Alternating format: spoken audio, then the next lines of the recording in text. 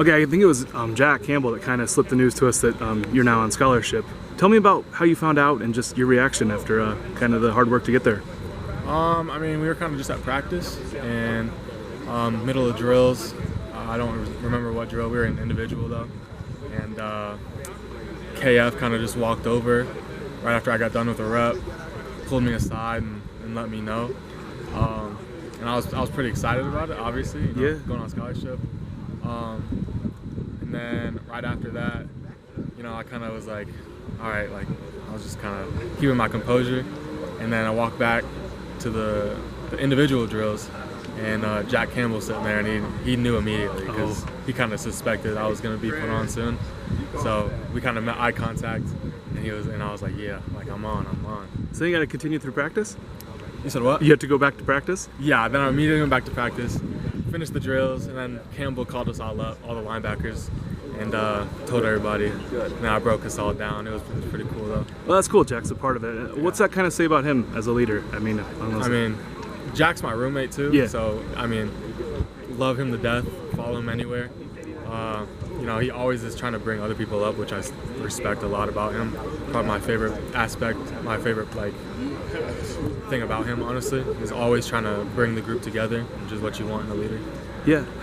Who's the first call you make after practice? Who do you tell?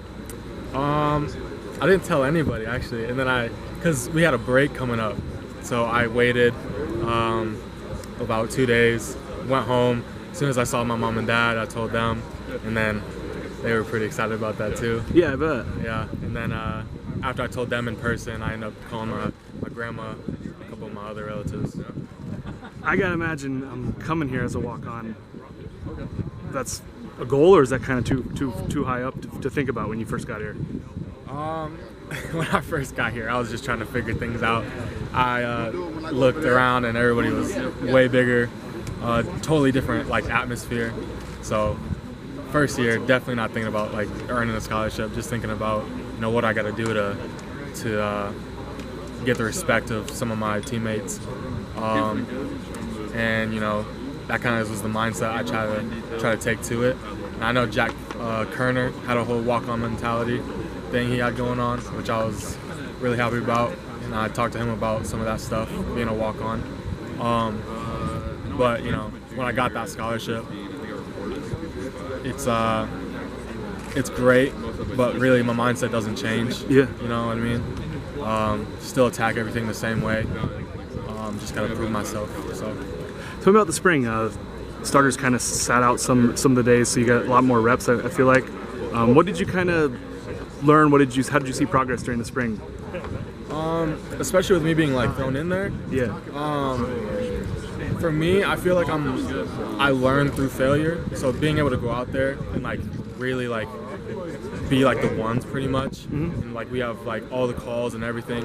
I feel like I learned the most during that time, that specific little time period of the starters being out.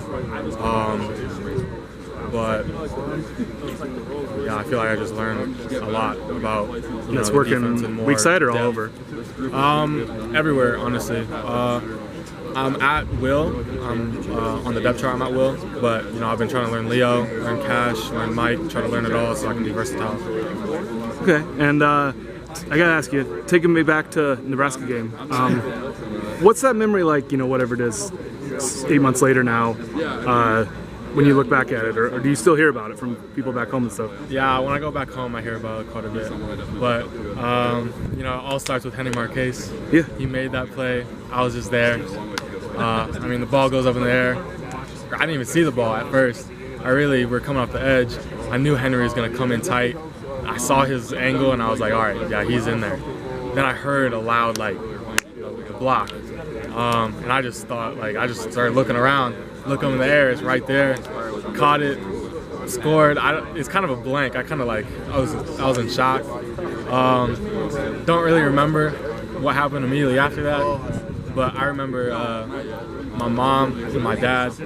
My dad was in the stands, and I saw him up on the jumbotron, and that's kind of when I kind of came back too. And it was really cool to see how happy he was and excited he was. Yeah. You got Aaron Graves here now from your high school. Yeah. How neat is that? Just a 2A school, two players here at Iowa, not only on scholarship, you're in the two deeps. How neat is that for the whole program back home? I think it's really cool. I think we're really representing for small town Iowa, and I'm really glad that he's here. I feel like we've got immediate bond, so I feel like it's going to be really cool when we both get out there on the field together. We're able to make calls and play together. Where is home for you? Is it Farnhamville? Farnhamville is where I live. Yeah. I grew up in Gowrie, which is literally like 6 miles from there. That's like our hometown. But yeah, around Farnhamville, Gowrie, Fort Dodge a little bit. Okay. And you got 1 or 2 years eligibility left?